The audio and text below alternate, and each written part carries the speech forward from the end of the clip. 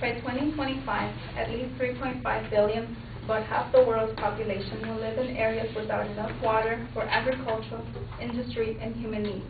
This is a quote from the World Resources Institute from October 2000. As a civil engineer, one of the biggest problems we face in the future is water supply shortages. Many factors stand in the way of freshwater resources, and new alternatives to water replenishment will be needed. This brings me to my major claim. Treated sewer water turned to drinking water will increase in the future. I will emphasize this with 3 claims. Current freshwater resources are diminishing. 2, traditional alternatives to groundwater replenishment are not enough. And 3, treated sewage can replenish groundwater. To begin, current freshwater resources are diminishing worldwide. Climate change plays a significant role in reducing freshwater resources. Due to drier months and less rain falling, the hydrologic cycle is affected. This means less rain, less precipitation, drier soil, and a decline of water percolation, thus in turn less recharge to aquifers and reservoirs.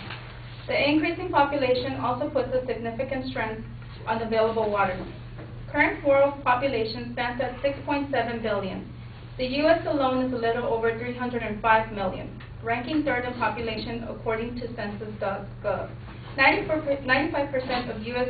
fresh water is underground, and North America's largest aquifer, the Ogallala, is being depleted at a rate of 12 billion cubic meters per year.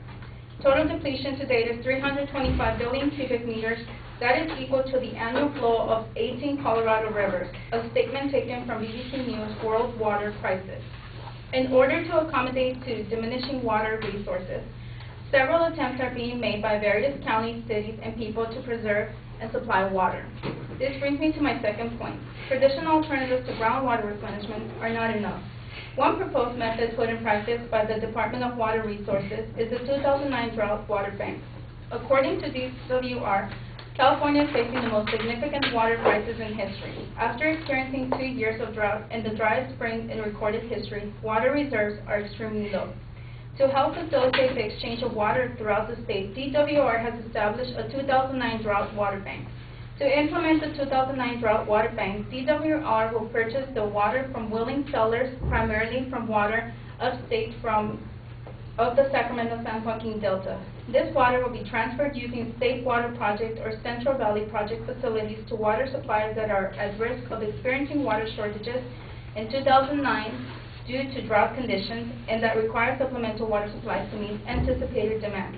However, Orange County Water District, who in turn takes highly treated sewer water and turns it into drinking water, states, every year Orange County residents use more water, putting a burden on our water supply.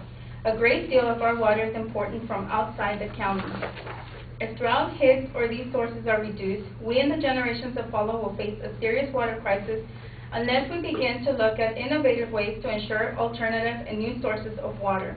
Another alternative to conserve the water supply is to practice aggressive water conservation. To explain a little, every city or county, or however it's broken up, has a limited amount of water they can extract. They cannot surpass that amount.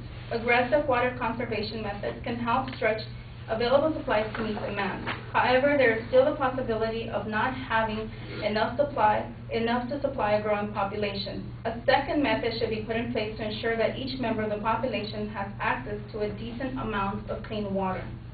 And with this in mind, I would like to bring up my third and final point. Treated sewage can replenish groundwater. No matter which way you see it, water is recyclable. Raw sewage is 99.9% water. By extracting and purifying that water of all objects and agents contained within it, we can recycle that water and send it back to homes without having to further stress the water table. For example, Orange County Water District has a groundwater replenishment system. It has the world's most advanced state-of-the-art purification process. Water is purified using a 3-step process. The first step is microfiltration. It's a low-pressure membrane process that removes small suspended particles, protozoa, bacteria, and some viruses from the water. The second step is reverse osmosis, where water is directed under high pressure through thin membranes that eliminate salts, viruses, pesticides, and most organic compounds, making near distilled quality water. And the third step is the UV light and hydrogen peroxide treatment. UV light and hydrogen peroxide combined create an oxidation process that breaks down organic compounds through an accelerated process. This really is the same process that Mother Nature does, just quicker. After all this filtration, the clean water is injected into the groundwater basin where it mixes with other groundwater. So Orange County residents, you're already drinking treated sewer water. And besides, treated sewer water turned into drinking water is under strict laws. The end product must match bottled water quality. At times it exceeds bottled water quality. And in the words of OCW, the California water industry is changing. There's a movement away from massive state and federal projects of the past. In the future, there will be more local and regional projects. We will see more water efficiency and conservation, and not just during drought times. Having explained to you my secondary claims, I reiterate my major claims. Treated sewage into drinking water will increase in the future. And in the words of H.G. Wells, adapt or perish, now as ever is nature's inexorable imperative. Thank you.